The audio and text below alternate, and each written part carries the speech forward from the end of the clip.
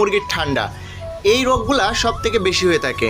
তো মাত্র একটা গাছের পাতা এবং কিছু উপাদান দিয়ে আমরা এমন একটি টোটকা ওষুধ তৈরি করব, যে ওষুধটির মাধ্যমে আমাদের মুরগিকে সারা বছর সুস্থ রাখতে পারবো। তো আজকের এই ভিডিওটি হতে যাচ্ছে অত্যন্ত গুরুত্বপূর্ণ, কারণ আজকের এই ভিডিওটির মাধ্যমে কিন্তু আপনি শিখে নিতে পারবেন আপনার মুরগিকে সারা বছর সুস্থ রাখার একটি ঘরোয়া টোটকা।